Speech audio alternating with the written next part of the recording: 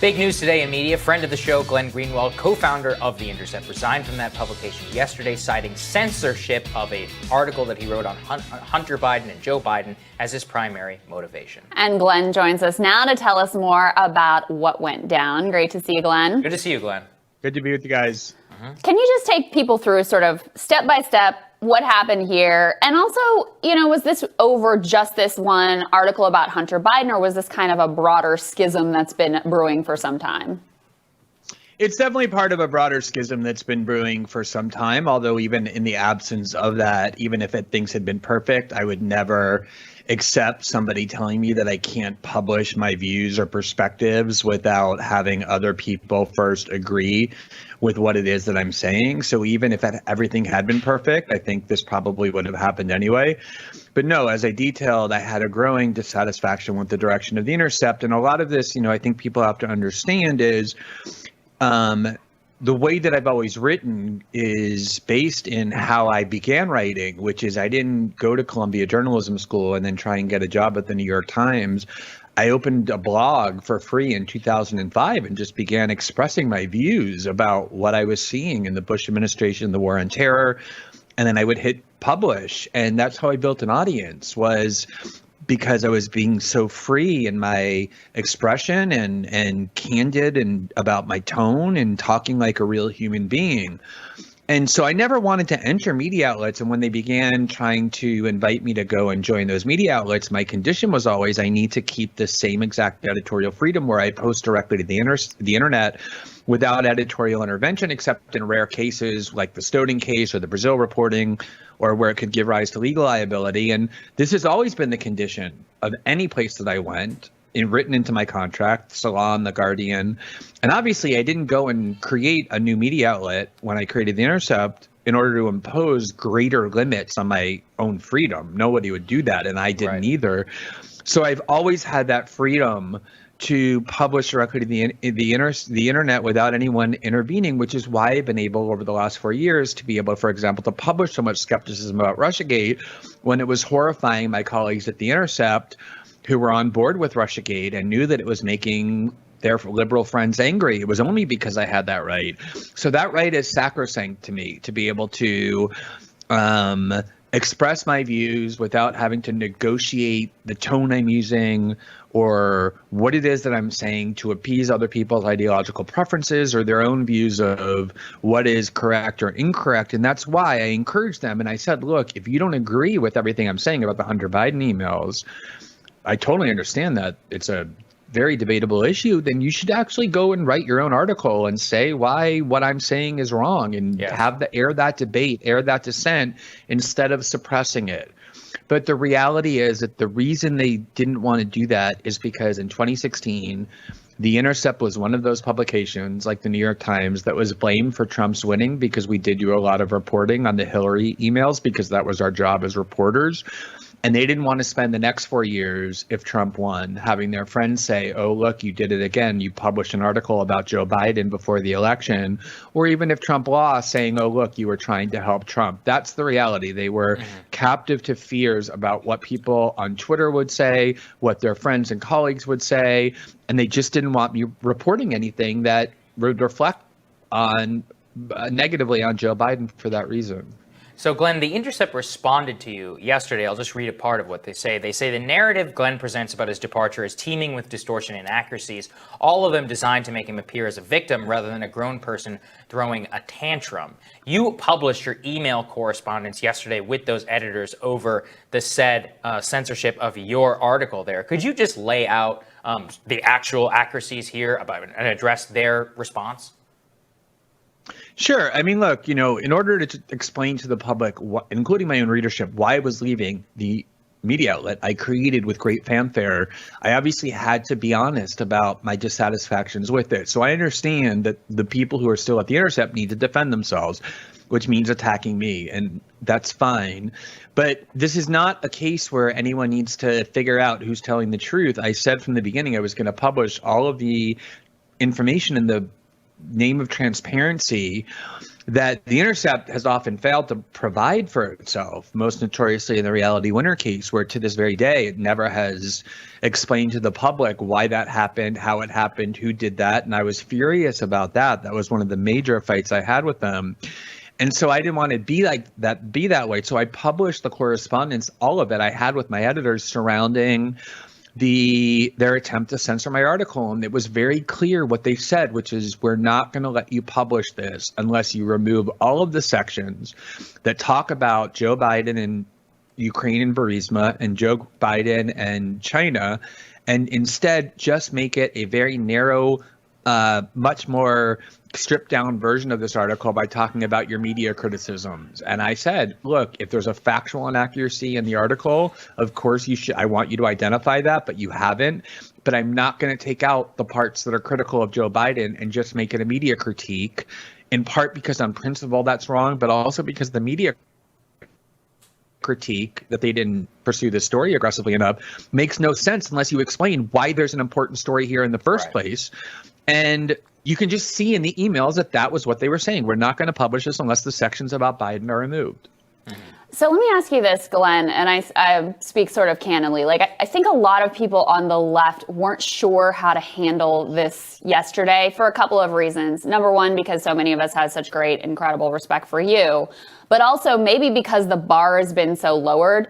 The Intercept has been one of the only left-leaning outlets or independent outlets or sort of mainstream outlets that has covered Biden critically at all. Ryan Grimm obviously broke the initial story about Tara Reade's allegations being suppressed by the Time's Up organization. There's been other critical reporting of Democrats, the uncovering of the Alex Morse smear campaign that went down.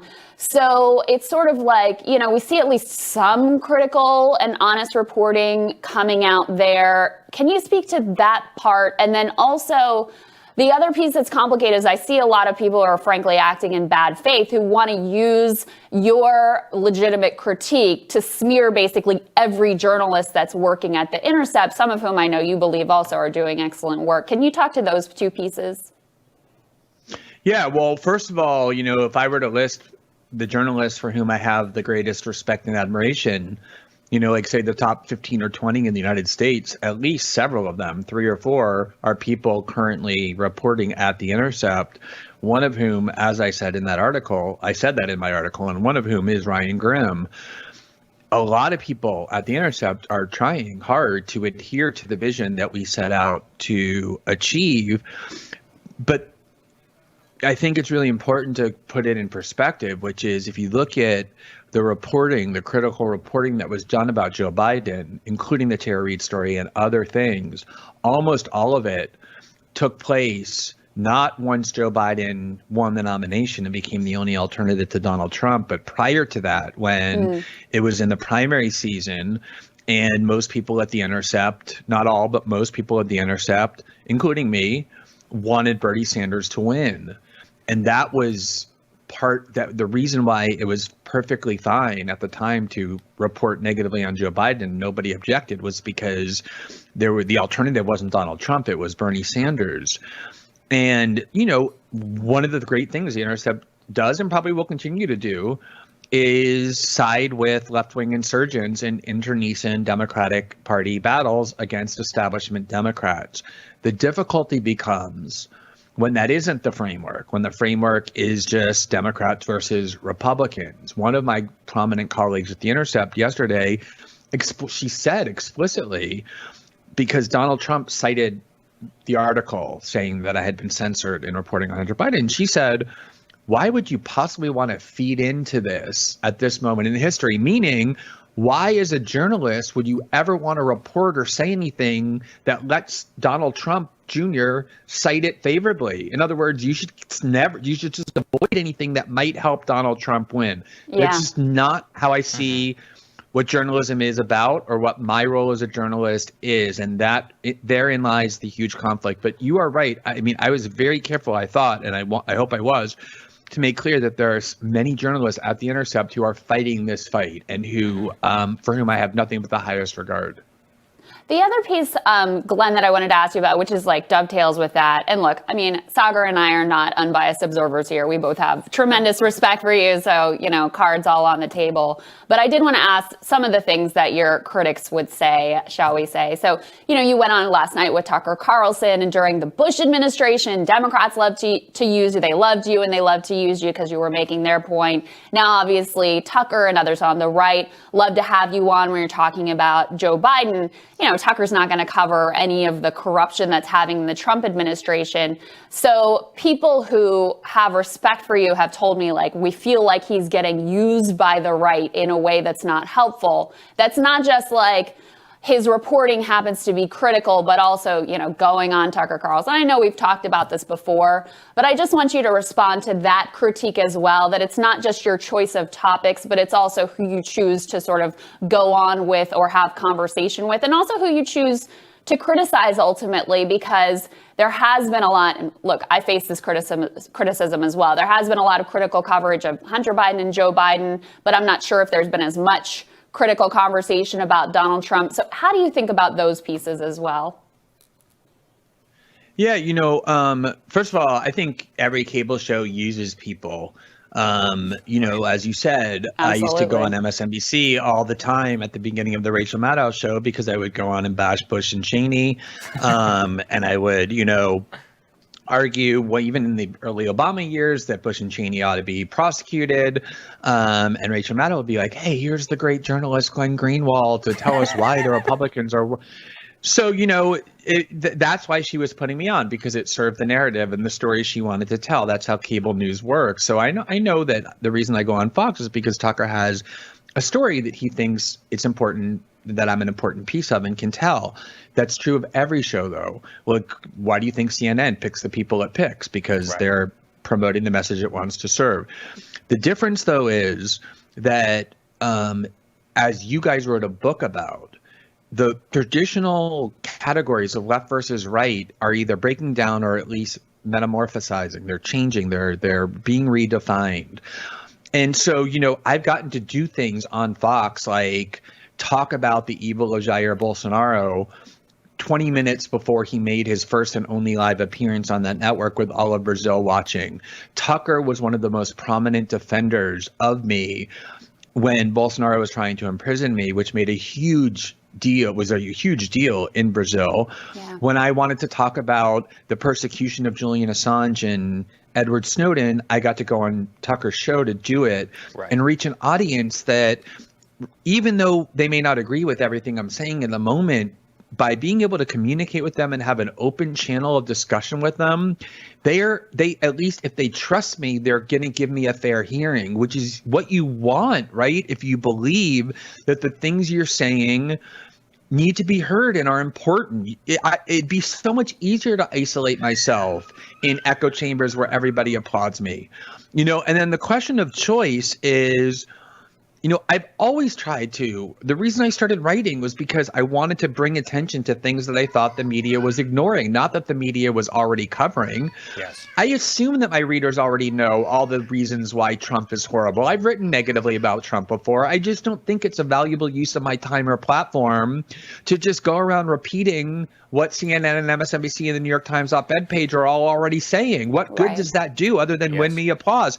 I want to bring attention to some of the kind of unseen trends that I think are really disturbing, that my readers would benefit from rather than just having their views reinforced. And I think that's why I built up a loyal audience over the years. Such a key point. Glenn, where can everybody go? One more thing that I honestly want to just give you a chance to respond to. One of the allegations that the Intercept essentially leveled against you is that this was a money-making play, that you saw an opportunity here to, get out of your contract, and you see other people out there on their own making a bunch of money, and that's what this is really all about. What's your response to that, Glenn?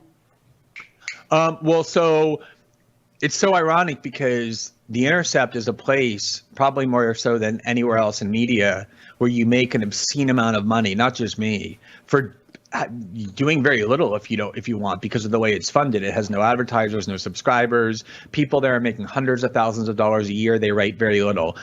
No one reads what they write. It doesn't matter. They're going to be there for life if they want. Same with me. I was making a huge salary, but on top of that huge salary I was making, the Intercept pays my assistant. It pays all the huge team of very expensive lawyers in Brazil that I have to fight off the criminal case that is still pending. And most importantly, it pays all of my security needs in Brazil because of the threats that were provoked by my husband being a socialist member of Congress and the reporting we did last year. The chances that no matter how well my Substack does, I'll ever get to that level is extremely low. I was making not just a huge salary, more than I need in life, but the Intercept was providing enormous amounts of resources for things I need for my family and for my life.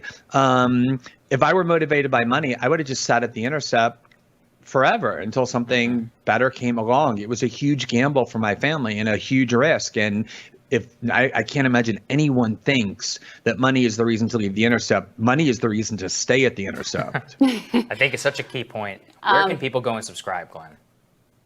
So I'm now at Substack, a place that numerous other writers and journalists who have been expelled from their media precincts for committing various heresies are now writing. And the way it works is you can, it's like kind of a refuge for the moment, like a little safe space. And the way that you can read it is you go in and you subscribe and then you can support the journalism, which is an important thing to do. We all have to make a living.